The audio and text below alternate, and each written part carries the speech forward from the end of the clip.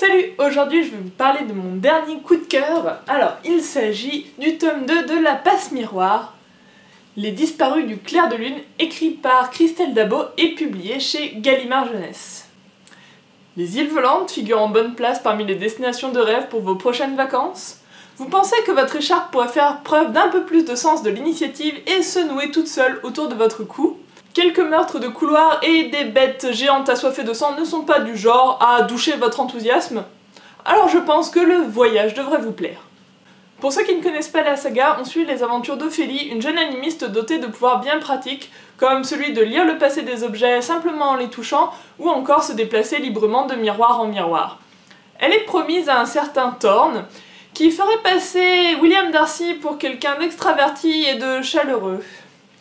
Ce charmant garçon va d'ailleurs donner un nouveau pouvoir à sa fiancée, celui de provoquer 12 tentatives d'assassinat contre sa petite personne par semaine, en moyenne.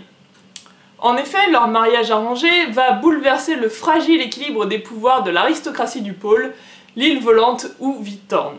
Donc l'idée est de parler un peu plus précisément du tome 2 et je ne vais pas faire durer le suspense, il est encore mieux que le tome 1. Alors qu'Ophélie venait de trouver un équilibre dans sa vie au clair de lune et dans ses relations avec Bérénild, même si avec Thorn c'est loin d'être gagné, elle se retrouve catapultée au milieu des intrigues de cour au plus près de Farouk, l'esprit de famille du pôle. Et on ne nous laisse pas sur le pas de la porte, on aborde un tout autre niveau dans l'intrigue politique qui tourne autour des arches et des esprits de famille, dans un magnifique jeu de poupées russes. Vous pensez avoir trouvé une réponse? Il y a un truc encore plus énorme qui se cache derrière. Christelle Dabo évite avec brio l'écueil du ventre mou qu'on rencontre souvent dans les tomes 2 des séries de fantasy, et ça c'est vraiment très très fort. Et franchement, attendre le tome 3 va être une torture. Pour ceux qui hésitent encore à se lancer, je vous conseille vraiment de tenter le coup.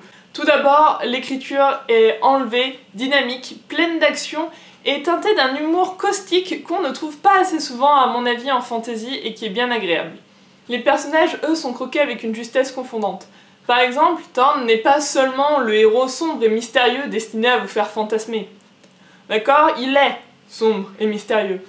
Mais il a une vraie épaisseur, des contradictions, des ambitions, il fait des erreurs qui le mettent sur un pied d'égalité en fait avec le personnage d'Ophélie, et ça, c'est important pour moi.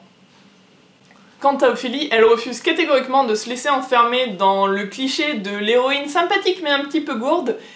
Elle est obstinée. Je pense que c'est le mot qui peut la définir le plus clairement.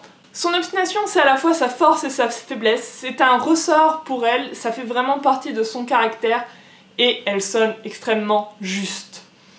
Elle se casse la gueule, elle fait des erreurs, oui, mais elle grandit tout au long du roman de manière assez incroyable, jusqu'à la scène finale qui est juste waouh. Mais je vais éviter de vous spoiler. Et comment parler de La Passe Miroir sans évoquer son univers? C'est un de ces livres qui vous fait penser que son monde existe réellement, là, juste derrière la page. C'est dans les petits détails, la façon différente de parler des personnages selon leur origine, les mille et une inventions qui sont à la fois tellement logiques et tellement dépaysantes. L'univers et l'histoire du monde surtout, qui se dévoilent petit à petit devant nos yeux. Et la description des arches, ce sont des îles volantes. C'est trop cool. Honnêtement, malgré les personnages peu fréquentables qui peuplent cet univers, j'ai vraiment envie d'aller y faire un tour. Donc si je devais décrire La Passe Miroir par les romans qu'il m'évoque, je parlerais d'abord de À la croisée des mondes, pour le côté fantasy jeunesse, mais avec une réflexion beaucoup plus profonde qu'il n'y paraît au premier abord, qui soutient toute l'histoire. Ensuite, j'évoquerai Orgueil et préjugés de Jane Austen pour la façon truculente de décrire les personnages. La famille d'Ophélie me fait vraiment penser à la famille Bennet, en plus sympathique quand même, hein.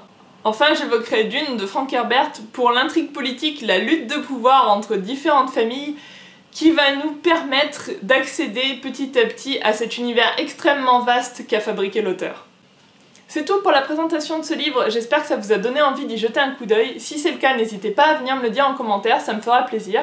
Si vous l'avez déjà lu, venez en parler également, comme ça je pourrais parler avec quelqu'un qui comprend mon amour immodéré pour ce bouquin. Voilà, à la prochaine fois, bye!